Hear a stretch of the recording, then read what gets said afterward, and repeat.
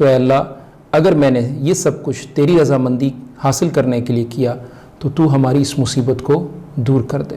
چنانچہ وہ چٹان ہٹ گئی اور سب باہر نکل کر چلے گئے۔ صحیح بخاری حدیث نمبر 2272 یعنی 2272۔ تو معلوم ہوا کہ اپنے اچھے عمل کے وسیلے سے اللہ رب العالمین سے دعا کی جا سکتی ہے۔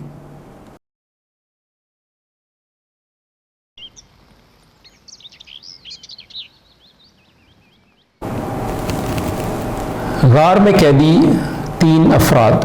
عبداللہ ابن عمر رضی اللہ عنہما نے بیان کیا کہ میں نے نبی کریم صلی اللہ علیہ وسلم سے سنا، آپ صلی اللہ علیہ وسلم نے فرمایا پہلی امت کے 3 افراد کہیں سفر میں جا رہے تھے، رات ہونے پر رات گزارنے کے لیے ایک پہاڑ کے غار میں پناہ لی، اندر داخل ہوئے، اتنے میں پہاڑ سے ایک چٹان گری اور اس نے غار کا منہ بند کر دیا۔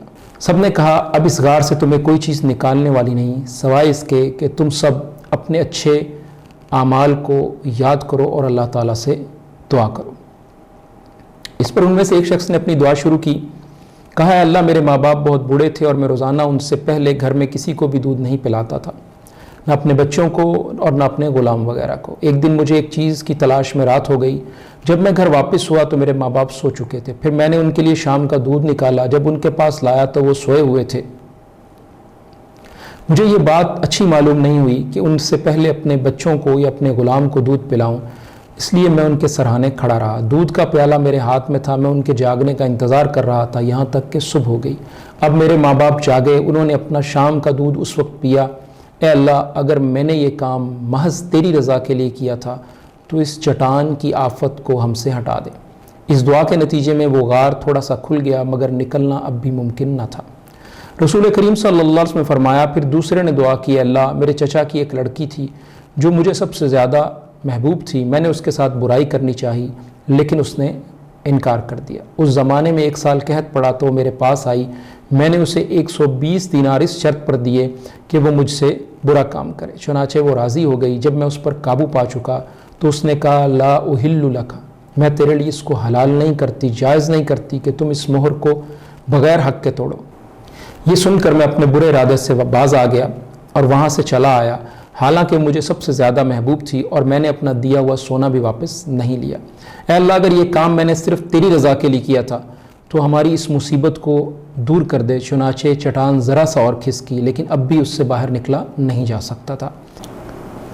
نبی کریم صلی اللہ علیہ وسلم فرمایا اور تیسرے شخص نے دعا کی، اللہ میں نے چند مزدور کیے تھے، پھر سب کو ان کی مزدوری پوری دے دی مگر ایک مزدور ایسا نکلا جو اپنی مزدوری چھوڑ گیا، میں نے اس کی مزدوری کاروبار میں لگا دی اور بہت نفع حاصل ہو گیا۔ پھر کچھ دنوں بعد وہی مزدور میرے پاس آیا اور کہنے لگا اللہ کے بندے مجھے میری مزدوری دے دے۔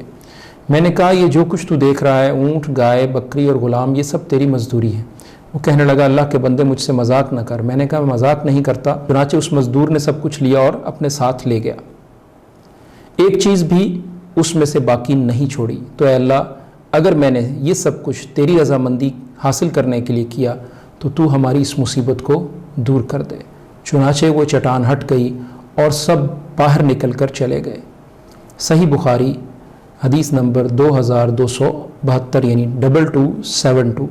تو معلوم ہوا کہ اپنے اچھے عمل کے وسیلے سے اللہ رب العالمین سے دعا کی جا سکتی ہے۔